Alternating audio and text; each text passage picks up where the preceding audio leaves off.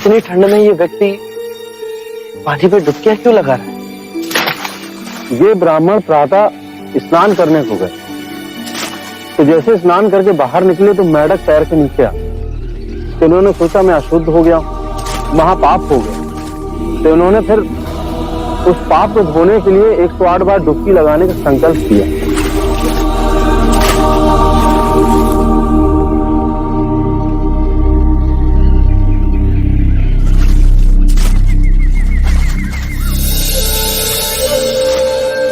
सुनिए, आप ठंड से कांप रहे हैं। यदि ऐसा करेंगे तो बीमार पड़ जाएंगे।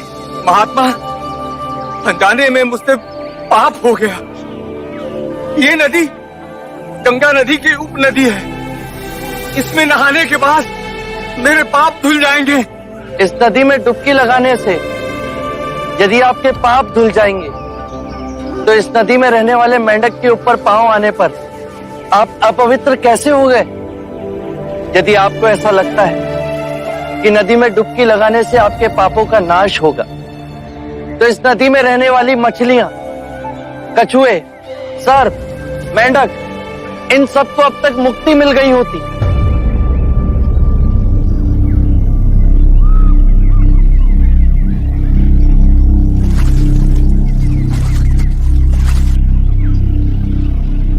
बात तो सत्य कह रहे हैं महानुभाव। नदी में डुबकी लगाने से पापों का नाश नहीं होता। अपने पापों का नाश करने के लिए विवेक जगाना आवश्यक है। इतनी साधारण बात को समझाने वाला कोई असाधारण ही हो सकता है। महात्मन, कब से बनाए हुए रास्ते पर अंधे पशु की तरह चल रहे थे। आपने हमारी आंखें खोल दी। हर वो बात जो लिखी गई, जो हमें सिखाई जाती है, जो असंख्य वर्षों से दोहराई जा रही है, उसमें संदेह करना। अपो दीपो भवे, अपना दीपक स्वयं बनो।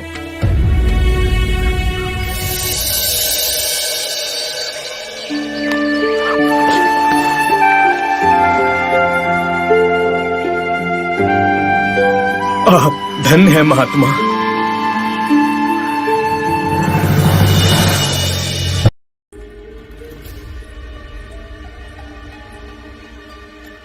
आप लोग भोले लोग हो, आप लोगों को ठगा जा रहा है। कौन ठग रहा है हमें? वही बुद्ध और उसके भिक्षुक। हमने सोचा क्यों ना आज उनकी परीक्षा ली जाए। प्रतिदिन निःशुल्क ही भिक्षा ले जाते हैं। पर वो तो महात्मा लोग हैं। काहे का महात्मा? आज देखते हैं उनमें आध्यात्मिक शक्ति है या नहीं। यदि नहीं तो उन्हें धक्के मारकर राजगीर से बाहर निकाल देंगे। अवश्य। भाइयों सावधान, 2 भिक्षुक इधर ही आ रहे हैं। आइए भिक्षुकगण, आइए। आप ही की प्रतीक्षा हो रही थी, पधारिए। देखिए, यह चंदन का भिक्षा पात्र बांस पर रखा हुआ है। यदि आप बांस को बिना छुए चंदन का भिक्षा पात्र निकाल दें तो आपको भिक्षा मिलेंगी, अन्यथा नहीं। हमें क्षमा कीजिए।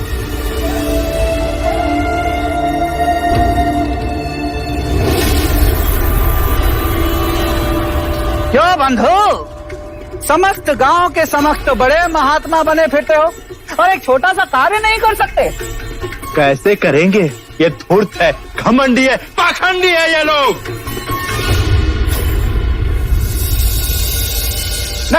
नहीं, ये पाखंडी नहीं, अपितु नपुंसक है, नपुंसक। तभी तो भिक्षुक बने फिर रहे हैं।